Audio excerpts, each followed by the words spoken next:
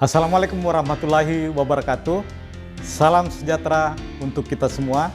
Salam Om Swastiastu, Namo Buddhaya, salam kebajikan, Rahayu.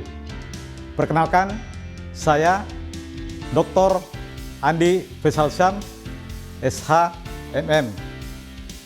NIDN 0901126803.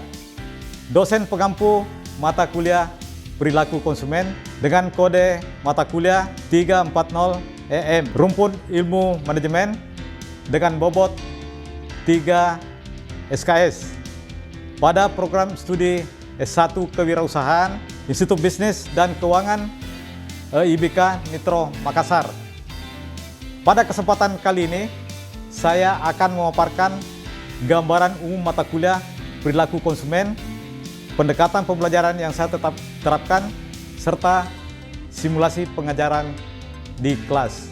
Mata kuliah perilaku konsumen merupakan mata kuliah wajib dengan bobot 3 SKS yang ditempuh pada semester genap.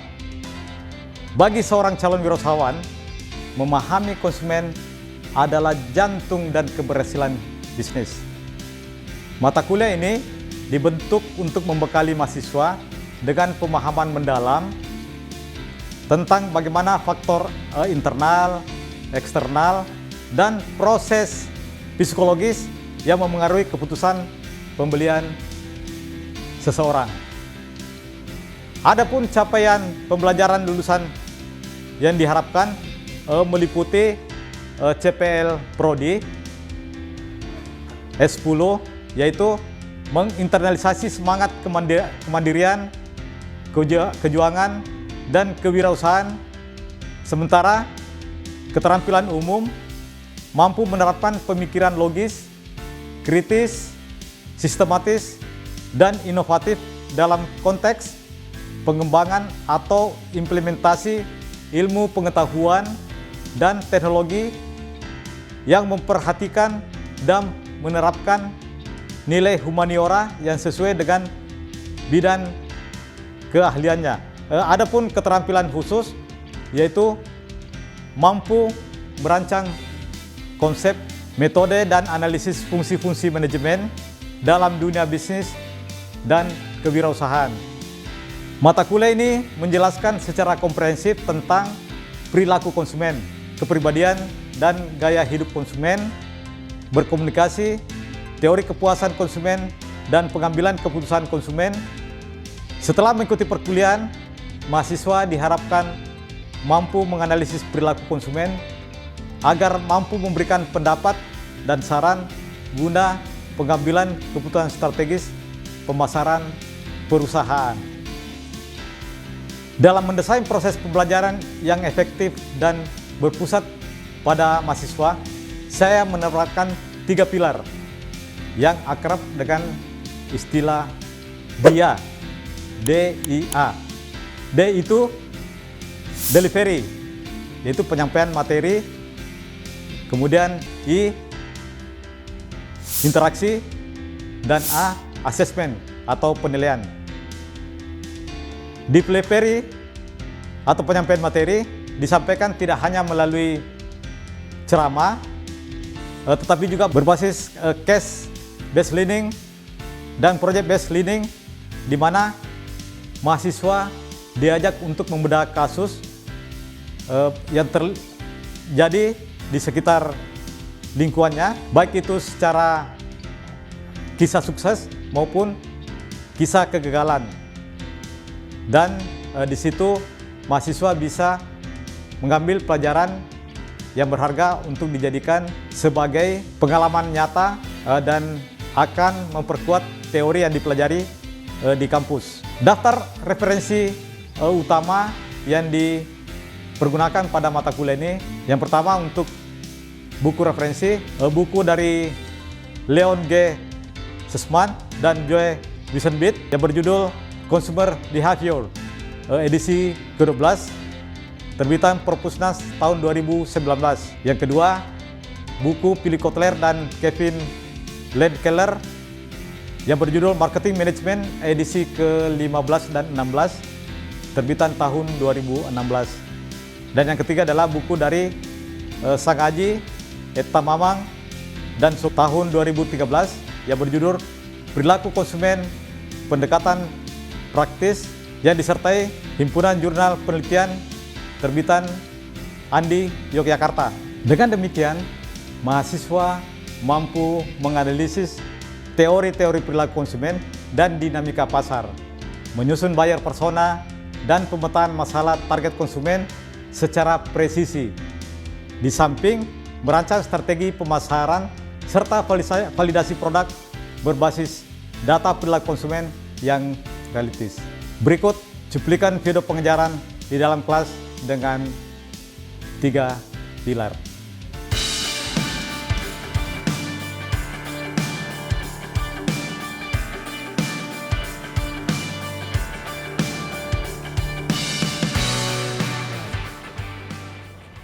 Selamat siang semua. Siap, Ya. Pak. Apa kabar? Baik. Sehat-sehat ya? Ya, Pak. Ya. Bagaimana yang tadi ada yang ujian ya? Ada yang ujian, ada yang sudah lagi proses penyusunan. Ya. Hari ini kita akan mulai kuliah. Ini minggu keempat perkuliahan kita. Dan judul kita perkuliahan pada hari ini adalah bagaimana keterlibatan konsumen. Ya, supaya kita lebih paham tentang keterlibatan konsumen, ya kita review kuliah kita pekan lalu. Ya, pekan lalu soal bagaimana merancang usaha itu dan kemudian keterlibatan konsumen seperti apa.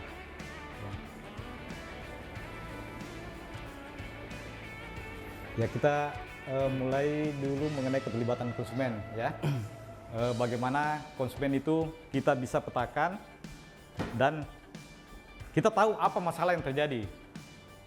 Nah, ketika kita tahu masalah yang terjadi, kita juga bisa memikirkan kira-kira peluang apa yang bisa kita peroleh atau kita dapatkan ya.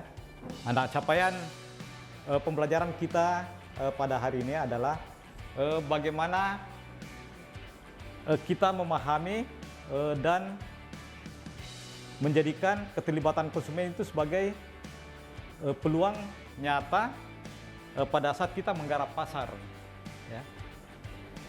Kita kalau lihat dari arah jalan Resi Center yang sekarang berubah jadi Jalan Abdurrahman Basalama ya.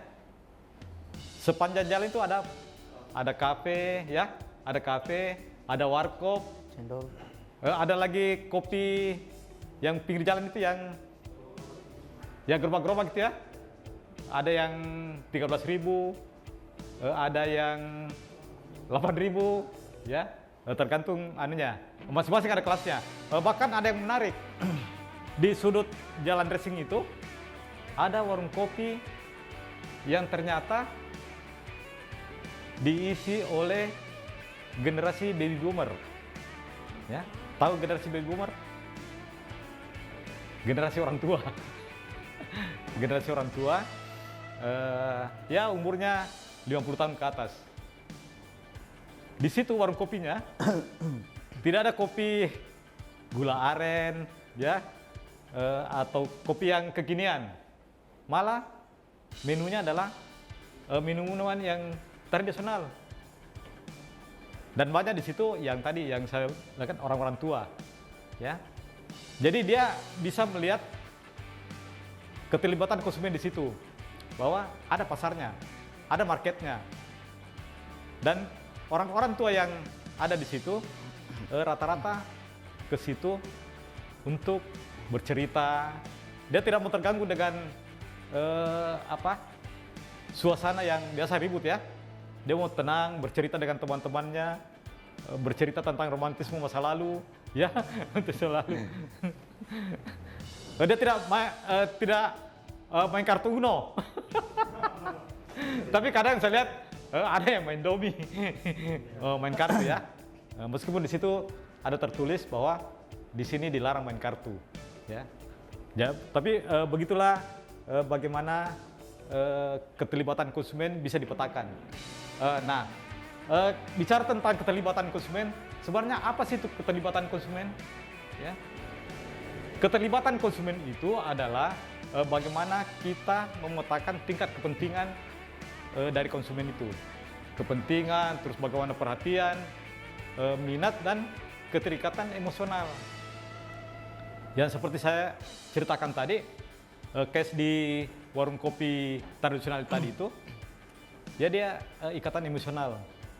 Jadi orang-orang tua, ya, mungkin dulu waktunya satu SMA atau satu SMP atau mungkin satu SD, dia cerita tentang masa lalu. Ya seperti itu kalau kita di Car Free Day ya, di Car Free Day itu biasa mereka berkelompok-kelompok, ya, orang tua sama orang tua, gengsi sama orang, ya. Nah di sini kita bisa memetakan produk, apakah itu produk ataupun jasa, ya. Dan dari situ kita bisa mengetahui orang seperti apa tipikalnya yang bisa melakukan pembelian berulang, dan itu adalah pasar kita, ya, pasar kita yang sangat bisa menjadi peluang bagaimana kita garap, ya. Nah, bicara tentang keterlibatan konsumen, kita bisa membedakan ada keterlibatan yang tinggi, ada keterlibatan yang rendah, ya. Seperti apa? Ini saya kira keterlibatan yang tinggi itu misalnya soal pembelian laptop, mobil, rumah, kuliah, kamera, ya. Sementara keterlibatan yang rendah, ya seperti air mineral, ya, tisu, permen, ya. Keterlibatan konsumen di situ agak kecil, ya. Bayangkan kalau orang mau beli mobil, pasti kan dia pikir, ya, dia pikir matang-matang. Kalau perlu dia komunikasi di mana-mana, mau tahu bagaimana kecanggihan mobil itu, kecanggihan laptop itu, kecanggihan gadget itu, ya. Beda kalau mau beli permen. Beli permen di mana-mana bisa cepat bisa dilakukan. Dan ini tentu kalau kita bicara tentang keterlibatan tinggi, itu kita bicara tentang kualitas, ya, kualitas. Dan kalau keterlibatan rendah itu tidak memikirkan hal yang terlalu ribet. Pokoknya saya mau permen, ya kalau ada di pinggir jalan langsung beli, ya. Jadi keterlibatannya rendah. Nah, kenapa keterlibatan itu penting, ya? Yang pertama tentu berkaitan dengan bagaimana pencarian informasi, terus loyalitas merek, ya, loyalitas merek, dan yang paling penting adalah kepuasan pelanggan. Ada yang ingat di sini sering makan di rumah makan Padang? Ya, rata-rata sering, ya. Ya, di rumah makan Padang itu ada yang terkenal tagline-nya. Kalau Anda puas, beritahu teman. Ya. Kalau Anda kecewa, beritahu kami. Maksudnya apa? Kalau Anda puas, kita beritahu teman supaya dia datang yuk makan di sini. Tapi kalau Anda kecewa, beritahu kami. Jangan beritahukan yang lain. Ya. Kalau ada yang biasa minum kopi di Asara, baru kopi yang ada di mana-mana itu, jarang, ya, jarang. Tapi kalau di Asara itu hampir saya lihat, saya pelajari ada juga tagline-nya itu ada tulisan itu yang menarik. Kopi saja bisa bikin deg-degan, ya. Apalagi kamu. Oh, baper. Jadi seperti itu, ya. Nah, seperti itu. Nah, bicara tentang kopi, ya. Ada yang siapa namanya? Gabriel. Ya. Bicara tentang kopi, Gabriel, apa yang ada di benak Anda ketika mau minum kopi? Itu yang ada di benak saya itu yang pertama mungkin dari harga menunya, kualitas dari harga dari menunya itu murah, terjangkau, terus memiliki wifi yang kencang, memiliki menu yang enak dan variatif dan buka sampai malam. Ya. Kenapa apalagi suka buka sampai malam? Karena biasa dan minum kopi sampai malam, Pak. Sambil mengerjakan tugas ya? Iya, Pak. Oh, sambil tugas. Nongkrong juga, Pak. Ya, nah, itu saya kira betul ya. Jadi di samping kita bicara tentang bagaimana harganya itu, tentu harganya itu masuk di segmenan ya, segmen mahasiswa ya, dan tentu wifi juga sangat penting karena di situ semakin kencang wifi-nya, semakin enak untuk browsing ya, browsing dan chatting-chattingan mungkin. Satu hal yang menarik bahwa ternyata ini berdasarkan survei ya, survei saya ini, kenapa dia tidak pasang wifi ya?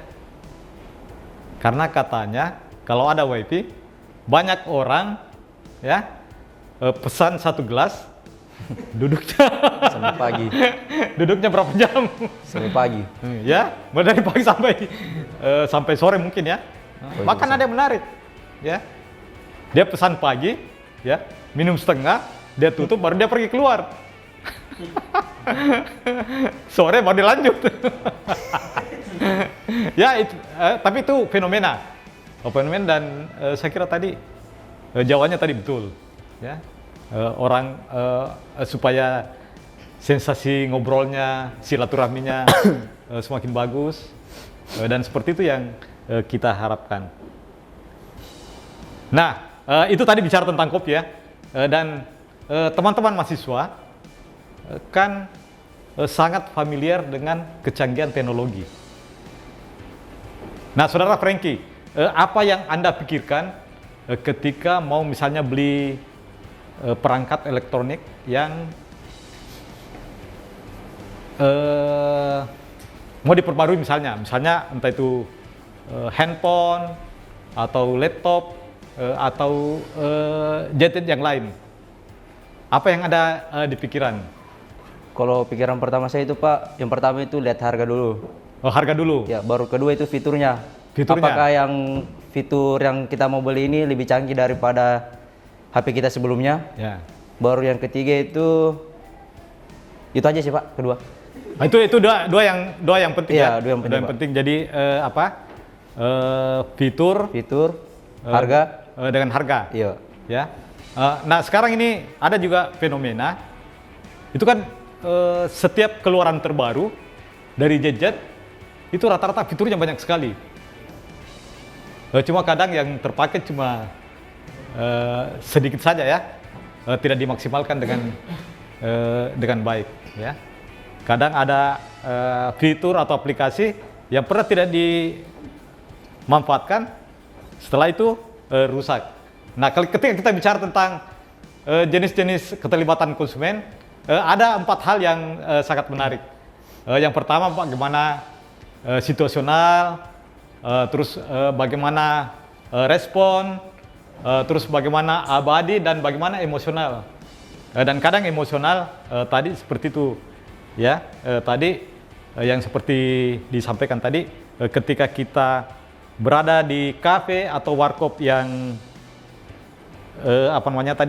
tidak ada wifi, itu emosionalnya muncul. Emosional muncul itu kita bisa bersilaturahmi lama, bercengkrama dengan teman-teman. Nah, ketika kita keterlibatan konsumen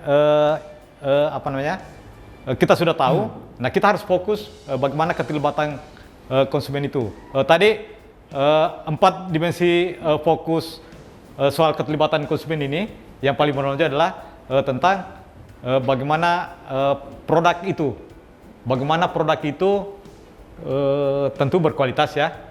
Fokus yang penting itu kita bicara tentang bagaimana kualitas produk itu, ya. Tentu mungkin menyusul bagaimana merek, ya. Kalau kan ada juga ada orang yang sangat fanatik terhadap merek, ya. Kalau punya merek ini pas saya beli, ya. Jadi fokusnya ke merek. Terus tentu berikutnya adalah bagaimana proses keputusan untuk membeli, ya. Dan yang berikutnya adalah bagaimana iklan, ya. Ada juga itu konsumen, kalau dia sudah lihat iklannya, pasti bagus ini, barang bagus ini, karena sudah ada iklannya.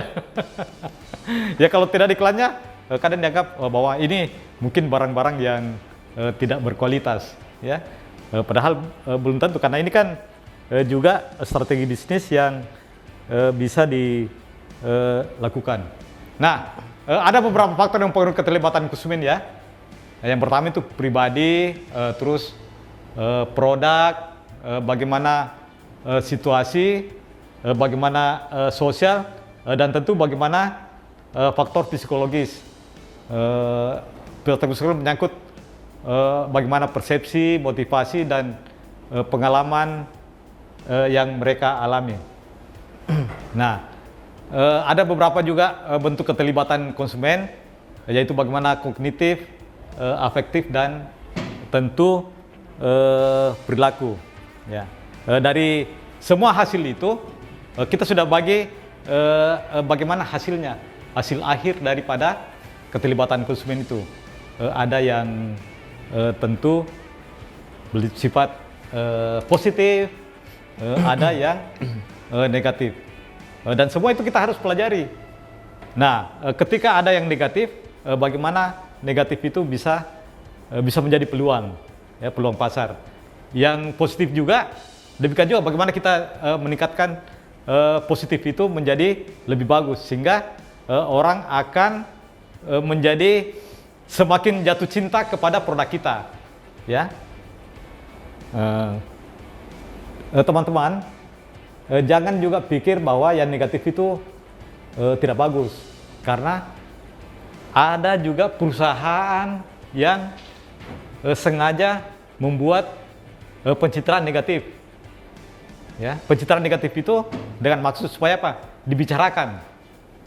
Nah, ketika dibicarakan, kan menjadi dibicarakan di mana-mana, menjadi terkenal. Karena terkenal, ya ada yang coba-coba, terus kemudian ternyata bagus ini. Dan itu bisa berubah menjadi hal yang positif. Saya kira tadi Pak Franky mengatakan bahwa ada struktur penggunaan laptop, ya. Tentu yang disebutkan tadi bagaimana harganya, bagaimana fiturnya, tentu fitur-fitur itu kita biasa dilihat di reviewnya, terus dan membandingkan dengan fitur yang lain atau teknologi produk yang lain, dan setelah itu baru memutuskan untuk membeli, ya. Tadi apa yang saya ingin menikmati kopi, Gabriel tadi sudah menyebut bahwa ini ada beberapa macam, dari harga, rasa, dan tentu juga kualitas, ya. Baiklah, sampai di sini ada yang mau bertanya? Kalau tidak ada, berarti saya yang akan bertanya, ya. Tapi pertanyaan saya tidak perlu dijawab sekarang. Saya akan memberikan tugas dan kita akan presentasikan pada pertemuan kita pekan depan. Ya. Bagaimana? Siap? Siap. Nah, siap. Tugas Anda adalah membuat studi kasus, bedah kasus, bagaimana keterlibatan konsumen di minimarket di sekitar rumah Anda, ya. Ini kan fenomena pasar ini sangat menarik. Ya, tentu kalau kita, ya, di sekitar rumah kita ada mungkin minimarket yang berdampingan 3, masing-masing buka 24 jam dan semuanya ramai. Ini kan menarik. Ya, kita melihat keterlibatan konsumen, ya. coba lihat atau pelajari toko-toko tradisional ya. Orang sebutnya kalau tidak salah toko Madura ya. Apa istilahnya toko Madura ya? Toko Madura. Ya, ada juga orang bilang toko Bugis Makassar. Ya, kan lokal ya, lokal. Coba pelajari. Hampir pasti ada apanya? Minuman, oke. Terus apa lagi? Itu Pertamini. Ya kan ya? orang tidak perlu antri. Langsung begitu mau beli apa namanya? Bensin. Pertalite ya? Pertalite langsung. Tinggal situ di pinggir jalan. Sudah jalan. Oke. Oke, Pak. Semua jelas tugasnya. Ya Pak. kita presentasikan pekan depan pada pertemuan kita berikutnya. Terima kasih atas perhatian rekan-rekan semua. Kalau ada yang kekurangan atau ada hal-hal yang kurang berkenan, mohon dimaafkan. Tapi kalau ada pertanyaan atau hal-hal yang kurang dimengerti, bisa menghubungi saya di WA ataupun melalui email yang saya sudah informasikan pada kuliah kita pertemuan pertama kita. Oke, terima kasih. Salam hangat dan jangan lupa bahagia. Dan kepada teman-teman yang mengikuti kuliah berikutnya, silakan bersiap-siap untuk mengikuti berikutnya dan jangan lupa bahagia. Terima kasih. Ya. Terima kasih, Pak. Terima kasih. Ya, Pak.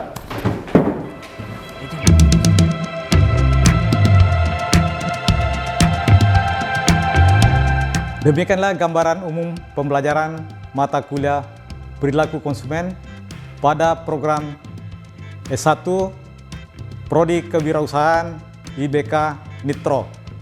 Melalui kombinasi pemahaman teori psikologi, keputusan, dan praktik validasi di lapangan, kami berkomitmen untuk mencetak wirausahawan muda yang relevan, solutif, dan berdampak bagi masyarakat.